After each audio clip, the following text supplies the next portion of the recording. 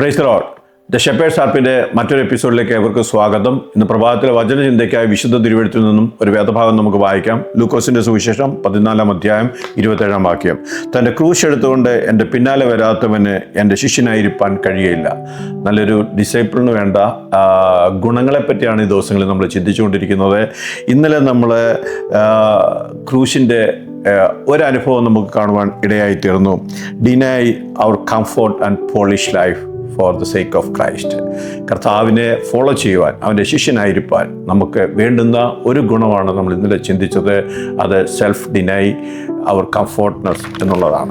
ഇന്ന് പകൽക്കാലം നമ്മൾ ചിന്തിക്കുന്ന വേറൊരു ഭാഗമാണ് മത്തായിയുടെ സുവിശേഷത്തിലെ 7 അധ്യായം 21-22 വാക്യങ്ങൾ. ശിഷ്യന്മാരെ വേറൊരുവൻ അവനോട്, കർത്താവേ, ഞാൻ മുമ്പേ പോയി എൻ്റെ അപ്പനെ അടക്കം ചെയ്യുവാൻ അനുവാദം തരണമേ എന്ന് പറഞ്ഞു. അപ്പോൾ കർത്താവ് പറയുന്നു, മരിച്ചവർ തങ്ങളുടെ മരിച്ചവരെ അടക്കട്ടെ, നീ എൻ്റെ പിന്നാലെ വരിക. അവിടെ നാം കാണുന്നത് അതിൻ്റെ അർത്ഥം അപ്പനോടുള്ള ബന്ധം മുറിക്കുന്നു എന്നുള്ളതല്ല.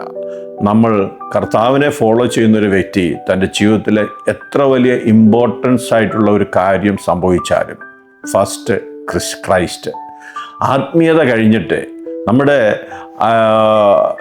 ക്രിസ്തീയ ജീവിതത്തിലെ ആത്മീയതയ്ക്ക് മുൻതൂക്കം കൊടുക്കണം. അതാണ് കർത്താവ് പറഞ്ഞതിൻ്റെ അർത്ഥം. പലപ്പോഴും നമ്മുടെ ജീവിതത്തിലെ എല്ലാ കാര്യങ്ങളും കഴിഞ്ഞിട്ട് നമ്മൾ ദൈവസന്നിധി ഇരിക്കാൻ ശ്രമിച്ചാൽ പലപ്പോഴും സാധിക്കുകയില്ല. കാരണം ബിസി ടൈറ്റ് സ്കെഡ്യൂളിൻ്റെ ഉടമകളാണ് നമ്മൾ പ്രത്യേകിച്ച് വിദേശത്തൊക്കെ ഉള്ളവർക്ക് നമുക്കറിയാം. പല ടൈമിലാണ്, പല ഷിഫ്റ്റിലാണ് ഹസ്ബൻഡും വൈഫൊക്കെ ജോലി ചെയ്യുന്നത്. എപ്പോഴും നമ്മൾ പലപ്പോഴും ടൈറ്റ് ബിസി സ്കെഡ്യൂളിൻ്റെ ഉടമകളാണ്. എന്നാൽ അതിൻ്റെ മധ്യേ നമ്മൾ ദൈവത്തെ വിളിക്കുവാനും പ്രാർത്ഥിക്കുവാനും ദൈവസന്നിധി കടന്നു പോകാനും ആരാധിക്കുവാനും ഒക്കെ നാം സമയം കണ്ടെത്തുകയാണെങ്കിൽ നമുക്ക് കർത്താവിൻ്റെ ശിഷ്യനായിരിക്കാൻ കഴിയും. കർത്താവിനെ ഫോളോ ചെയ്യണമെങ്കിൽ, ദൈവത്തിന് പ്രസാദമുള്ള ജീവിതം നയിക്കണമെങ്കിൽ നാം സെൽഫ് ഡിനൈ ചെയ്യണം. ഗോഡ് ഫസ്റ്റ്, അവർ സെൽഫ് സെക്കൻഡ്. നമ്മൾ ലൈഫ് സെക്കൻഡറി ആയിട്ട് നാം കാണുന്നുവെങ്കിൽ, ദൈവത്തിൻ്റെ ജീവിതത്തിൽ പ്രാധാന്യം കൊടുക്കുന്നുവെങ്കിൽ, ആമേ സ്തോത്രം, നമുക്ക് ഒരു വാസ്തവത്തിൽ നല്ലൊരു ശിഷ്യനായി കർത്താവിൻ്റെ അരുമദാസനായി നിൽക്കുവാൻ ഇടയായിത്തീരും. തൻ്റെ ബിസി സ്കെഡ്യൂളിനെ പറ്റി കംപ്ലൈൻറ്റ് പറഞ്ഞൊരു വ്യക്തിയെപ്പറ്റി നമുക്ക് ബൈബിളിൽ വായിക്കുവാൻ ഇടയായിത്തീരും. മാർത്ത എന്നാണ് സൗകര്യയുടെ പേര്. സൗകര്യ പറയുന്നു, അവർ പലതിനെ ചൊല്ലി അങ്ങ് വിലപിക്കുവാണ്. എനഫ് ടൈം പുള്ളിക്കാർക്ക് കിട്ടുന്നില്ല. വീട്ടിലെ കാര്യങ്ങൾ നോക്കുവാൻ ഗുരു വന്നിട്ടുണ്ട്, ശുശ്രൂഷിപ്പാൻ തനിക്ക് സാധിക്കുന്നില്ല. വീട്ടിലൊരാളും കൊണ്ട് തൻ്റെ സഹോദരിയുണ്ട്, എന്നാൽ താൻ ഫുൾ ടൈം കർത്താവിൻ്റെ സന്നിധിയിൽ പോയിരുന്ന് വചനം കേട്ടുകൊണ്ടിരിക്കുകയാണ്. തൻ്റെ ടൈം മുഴുവനായി കർത്താവിന് വേണ്ടി കൊടുത്ത മറിയയുടെ സഹോദരി മാർത്ത തൻ്റെ മുഴുവൻ ടൈമും കിച്ചണിലെ വീട്ടിലെ കാര്യങ്ങൾക്ക് വേണ്ടി ചെലവഴിച്ച് താൻ പരാതി പറയുന്നതായിട്ട് കാണുന്നു. എന്നാൽ കർത്താവ് അവിടെ അവളോട് പറയുന്ന നമുക്ക് ഈ സമയത്തെ ഈ സന്ദർഭത്തിൽ നമുക്ക് ശ്രദ്ധിക്കുന്നത് നല്ലതായിരിക്കും. അല്പമേ വേണ്ടൂ, അല്ല ഒന്ന് മതി. മറിയ നല്ല അംശം തിരഞ്ഞെടുത്തിരിക്കുന്നു, അത് ആരും അവളിൽ നിന്ന് അപഹരിക്കുകയില്ല.